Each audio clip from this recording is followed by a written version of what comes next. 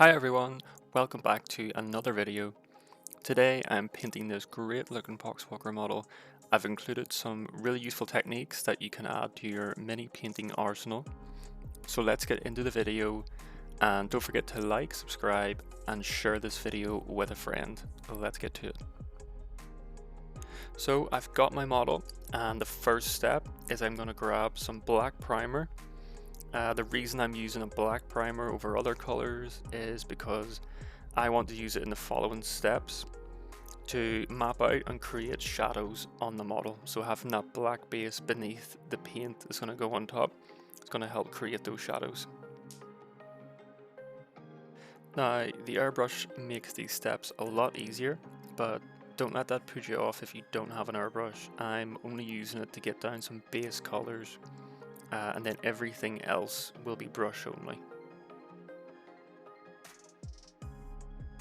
After that, I can apply my first color, and I've went with some Wild Rider Red for the trousers, and I'll just quickly apply this with the airbrush, trying to be as accurate as I can be.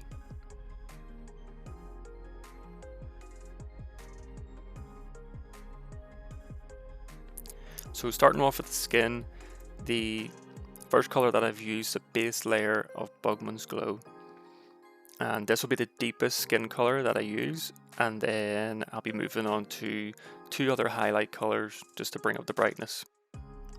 My first of the two highlights will be Cadian Fleshtone, and I'm trying to cover less surface area with this, keeping to the raised areas, trying to avoid the shadows, and slowly I can build up some depth with these colors. Some of the areas worth focusing on would be the chest, stomach, shoulders, and the tops of the feet. Pretty much what I like to do is choose a direction of light in my imagination and then think where would that light reflect off of the most, and use that as a guide when I'm trying to create more brightness in certain areas. With the first highlight complete now, I can move on to the second. I'm using Kislev Flesh for the brightest highlight, sorry, and I'm using the same principle as the last step, but with even less surface area covered than before, so focusing on those higher areas, the chest, the stomach, the shoulders, the same as before basically, but less surface area.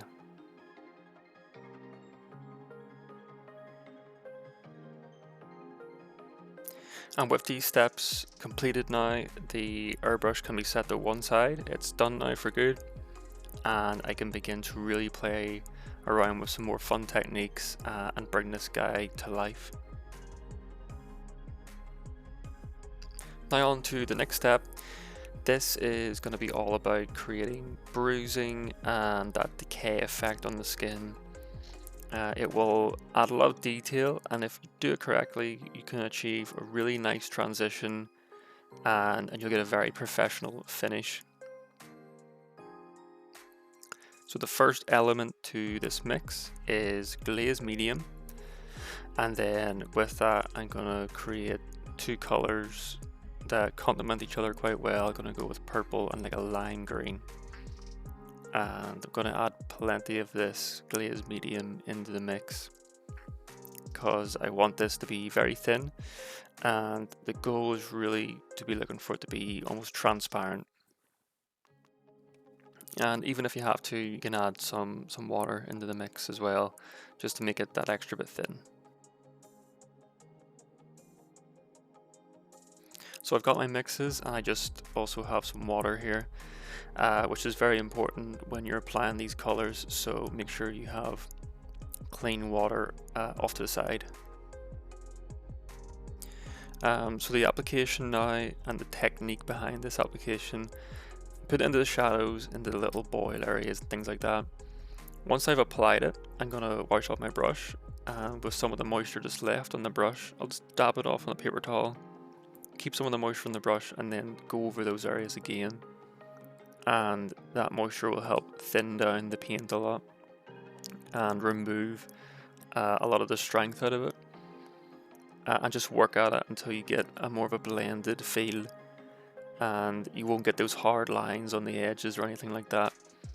And when it dries, it will be nice and smooth, and all you have to do is just keep doing that technique the whole way around with every application of either the purple or the green. And what you'll be left with is nice transitions, really smooth transitions, and it will look really, really good. It'll look very, very professional, and it's definitely worth just taking your time at this part, because the end result is really what's going to make the model look really, really good. And with some purple down, I'm now going to move on, grab some of the green, and start applying that into the boils, into the decayed areas, and really giving that effect of like that zombie feel with the skin just being decayed and disgusting, and this green really works well for that. And of course, don't be afraid to go back and forth with the purple, with the green, and you can blend them in together, nice transitions between the two colors. So you can play around with this step, and you can just create all different types of variations. You can even do different colors too if you want as well. But I'm happy with where it is right now, and I think the next step is to bring in some more color overall to the model. And with that, I've got some Rhinox hide, and I'm going to use it to start to base the horns that are kind of like protruding out of his head and out of his back. And I think I'll get some more color down on other parts of the model, and then when that color's down, I'll have a much better idea of where I'm at, and then I can go from there.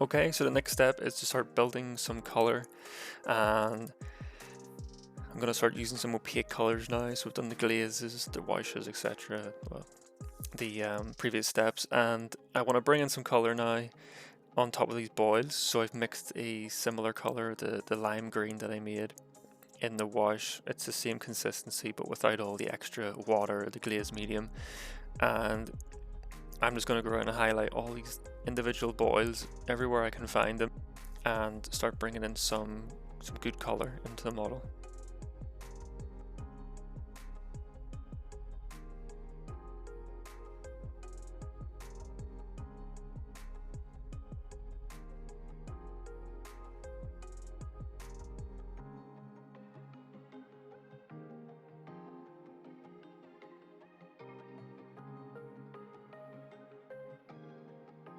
So the next highlight is going to be some Cadian Fleshtone and some Kiss of Flesh.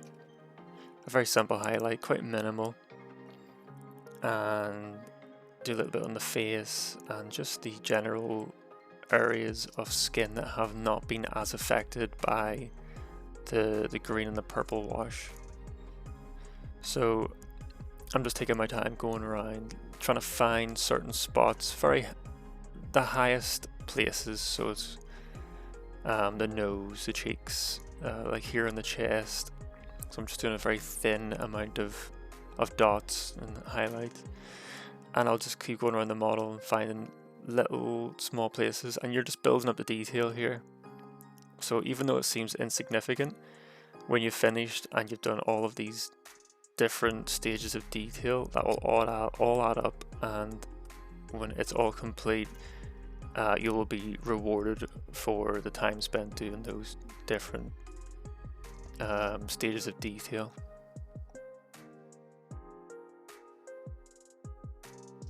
And I think what I'm going to do is I'm going to let this run so you can just watch a bit of raw footage, and I'm going to stop some commentary and just let you enjoy the painting process.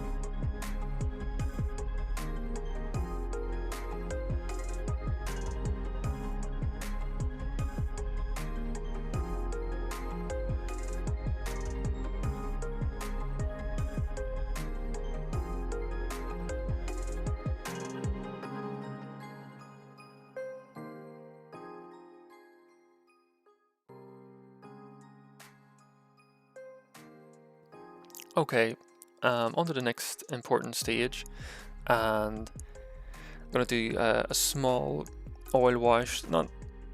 It's very accurate oil wash, so we won't be covering the whole model. It will be just in recesses and in parts where I want to add some different texture. That's a lot of the I use a lot of oil paints, but I tend to use them for the benefit of the texture that they bring to the model, and not just slapping them on for a huge wash. Although sometimes I do that too if I want to get like a grim dark feel. But for this, as you can see what I'm doing here, it's just going in between these little boils and in certain areas. So it's an accurate placement of the oil paints, and I think in the end you'll get, again, like I was saying before, you get a small amount of detail, but it stacks on top of all the rest of the detail, and yeah, it makes everything come together in the end. So I've got some sap green for the first oil mix, and I'm going to go around all the different recesses and add that around the boils and the decayed skin, and I'll place it here and there in a glaze type fashion, maybe towards the bottom of the stomach, at the bottom of the trousers as well, just to add like a stain to it. I'm really just using in my imagination, like in here with the creases under the chest, and of course the green works naturally well with the lighter green that I have, so it's all color coordinated and it will blend in nicely.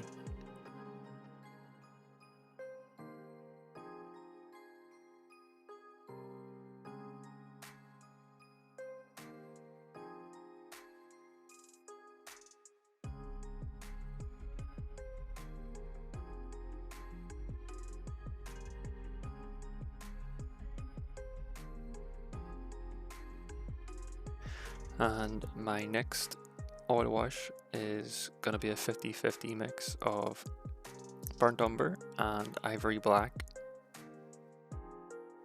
And I'll mix that in with plenty of white spirit and get it really nice and thin before I apply it.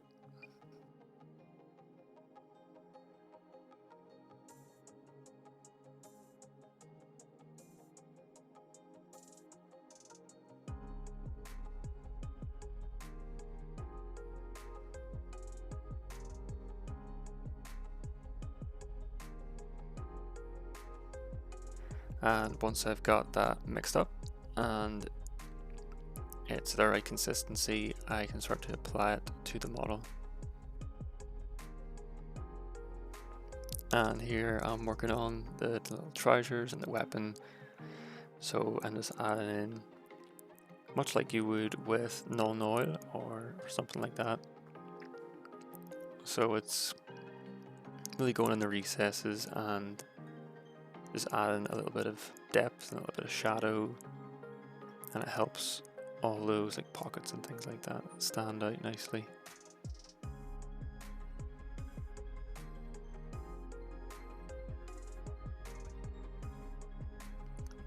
And coming towards the finish line now, just finishing up some little touches here and there, and that's pretty much it done. So I mean, you can see from the back the level of detail on the model, and you can imagine a full squad of Poxwalkers like this would look great on the tabletop. But yeah, that's the video, and that's all the methods that I've used to create this Poxwalker. And if you've enjoyed the video, then be sure to like the video and leave a comment. That would be great. And subscribe if you want to see more videos just like this one. So I'll see you in the next video. Cheers.